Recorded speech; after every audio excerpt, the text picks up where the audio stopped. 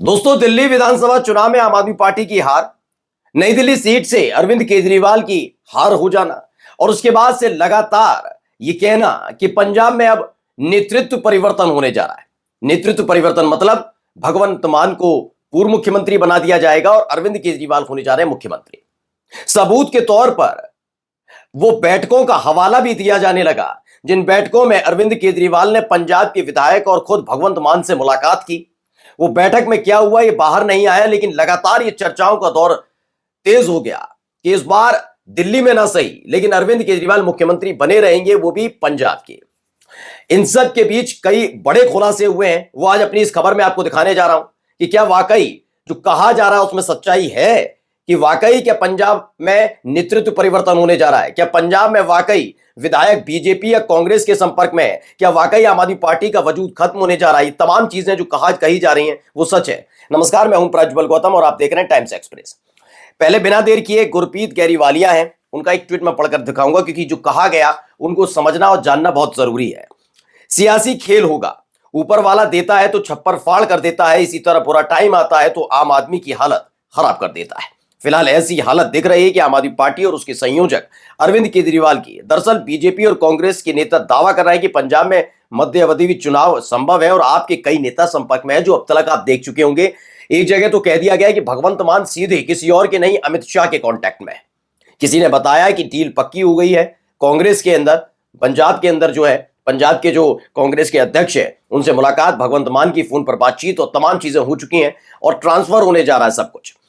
इसमें बताया गया कि पहले जब कांग्रेस या भाजपा की तरफ से ऐसे दावे किए जाते थे तो मजाक लगते थे, लेकिन दिल्ली का किला ढहने के बाद कुछ भी संभव है। मैं अपनी पहली भी वीडियो में बता चुका हूं, यह बात दोहराया नहीं है कि अरविंद केजरीवाल जो एग्जिट पोल आए थे, उस एग्जिट पोल को लेकर आज कहा जा रहा है कि हमारा एग्जिट पोल सटीक बैठा, हमने जो कहा वो सच हुआ, बीजेपी की सरकार बननी थी, प्रचंड बहुमत की सरकार बननी थी, आम आदमी पार्टी की सरकार नहीं आनी थी। लेकिन उसी एग्जिट पोल में एक और चीज थी, आप शायद देख ना पाए हो, लेकिन उसी में था कि अगर दिल्ली की जनता से पूछा गया है कि आप मुख्यमंत्री के तौर पर किसे सबसे ज्यादा पसंद करते हैं, तो अरविंद केजरीवाल के इर्द गिर्द कोई भटकता हुआ भी नजर नहीं आता था, कोई नहीं था। 33% लोग कहते थे कि हमें अरविंद केजरीवाल के तौर पर ही मुख्यमंत्री चाहिए। उसमें आतिशी का भी नाम नहीं था, स्पष्ट बात बता रहा हूं। उसमें परवेश वर्मा का भी था, लेकिन वो 11% कोई कैसे। लेकिन सबसे बड़ी जो बात थी वो 33% जनता दिल्ली की चाहती थी कि अरविंद केजरीवाल फिर से दिल्ली के मुख्यमंत्री बने। मैं सवाल बार बार ये उठा रहा हूं क्योंकि कोई भी मुख्यमंत्री बनता है तो मुख्यमंत्री विधायकों के सहयोग से बनता है, मतलब उनके जिसके ज्यादा विधायक होंगे वही चुनेंगे कि उनकी पार्टी का कौन नेता मुख्यमंत्री बने। यानी अरविंद केजरीवाल अकेले अगर अपनी चुनाव भी जीते जाते तो उनकी पार्टी के जो विधायकों की हार हुई उसकी वजह से वो सत्ता में विपक्ष में बैठते। मेरा सवाल उस दिन भी यही था और आज भी है। जब दिल्ली की जनता 33% जनता ये चाहती है कि अरविंद केजरीवाल दिल्ली के मुख्यमंत्री बने, ऐसे में नई दिल्ली सीट से अरविंद केजरीवाल चुनाव कैसे हार सकते हैं। मैंने तब भी सवाल उठाया था और आज भी कहता हूं। परवेश वर्मा उनके दूर दूर तक भटकते नजर नहीं आते थे, लेकिन वो चुनाव जीत जाते हैं। ये क्यों हुआ, कैसे हुआ, मैं पिछली वीडियो में बता चुका हूं। दरअसल ये सारा खेल आम आदमी पार्टी के वजूद को हिलाकर रख देना है। ये हर कोई जानता है कि अरविंद केजरीवाल जब तक सियासी तौर पर, मतलब सियासी का मतलब केवल राजनीतिक तौर पर नहीं सक्रिय होना, बल्कि चुनाव जीत गए यानी विधायक बने रहे या फिर राज्यसभा चले जाए या फिर लोकसभा चले जाए, अब तो संसद का चुनाव तो हो नहीं सकता, राज्यसभा भेजे जाए, कुछ किया जाए, मतलब ऐसे किसी ना किसी पद पर बैठे रहे, तब तक आम आदमी पार्टी को छूने की हिमाकत कोई नहीं कर सकता, चाहे वो कांग्रेस आ जाए चाहे वो बीजेपी आ जाए, कोई भी कितने ही दावे कर ले। लेकिन अरविंद केजरीवाल का चुनाव हारना बहुत ज्यादा जरूरी था दोनों ही पार्टियों के लिए। मैं सिर्फ बीजेपी का जिक्र नहीं कर रहा हूं, आम आदमी पार्टी के जो खिलाफ इस समय चुनाव लड़ा गया कांग्रेस की तरफ से, उसके लिए भी उतना ही जरूरी था। क्योंकि जब आप किसी भी तरीके से किसी पद पर ना विधायक होते ना सांसद होते, तब आपकी पार्टी पर खतरा मंडराता, वो भी तब जब पूरे की पूरी पार्टी आपके कांधे पर हो, दारोमदार आपके ऊपर हो। ऐसे में सबसे ज्यादा पसंद किए जाने वाले मुख्यमंत्री के तौर पर अरविंद केजरीवाल का चुनाव हारना या हरवाना जो भी कहा जाए, फिलहाल मुफीद बैठ रहा है भारतीय जनता पार्टी के लिए। उसके बाद चर्चाओं का दौर शुरू कर देना। देखिए, खबरें भी निकलकर सामने आई। अब सवाल यह है कि क्या वाकई पंजाब में नेतृत्व परिवर्तन हो रहा है, क्योंकि देखिए दैनिक जागरण की खबर, दिल्ली में हार के बाद केजरीवाल का पंजाब पर फोकस, सीएम मान समेत विधायकों को दिए ये सख्त निर्देश। दरअसल दिल्ली में करारी हार के बाद अरविंद केजरीवाल ने पंजाब के विधायकों के साथ मुलाकात की, पंजाब पर फोकस भी किया गया। पंजाब पर फोकस की जैसे ही खबरें आई कि बैठकों का दौर चल रहा है तो कहा जाने लगा कि अरविंद केजरीवाल बनने वाले हैं पंजाब के मुख्यमंत्री और भगवंत मान की जो कुर्सी है वो खतरे में है, यानी उन्हें अब साइडलाइन किया जाएगा। लेकिन क्या ये होने जा रहा है? जरा एक दो खबरें पहले आप देख लीजिए, फिर आप खुद ही समझ जाएंगे क्या है। एबीपी न्यूज लिखा है, क्या पंजाब में बदला जाएगा सीएम? अरविंद केजरीवाल से मुलाकात के बाद भगवंत मान ने दिया ये जवाब। जो जवाब दिया वो भी मैं आपको दिखाऊंगा, लेकिन क्या पंजाब पर ही फोकस है? क्या अरविंद केजरीवाल अब जो विधायक भी नहीं है, क्या उनकी पार्टी टूट की कगार पर है? उसे बचाने के लिए क्या पंजाब चले जाएंगे दिल्ली छोड़कर?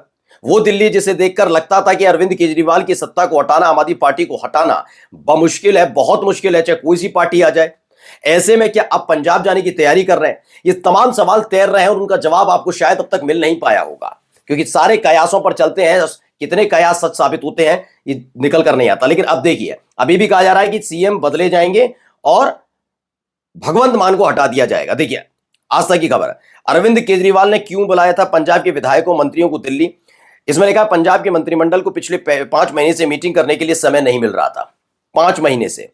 इस बीच पंजाब की कैबिनेट बैठक को रद्द कर सारे आम आदमी पार्टी के विधायकों और मंत्रियों को दिल्ली की तरफ कर लिया गया। इन्हें सिर्फ केवल आधे घंटे की स्पीच के लिए तो नहीं बुलाया गया होगा। आखिर पार्टी सुप्रीमो अरविंद केजरीवाल इस मीटिंग से क्या संदेश देना चाहते हैं?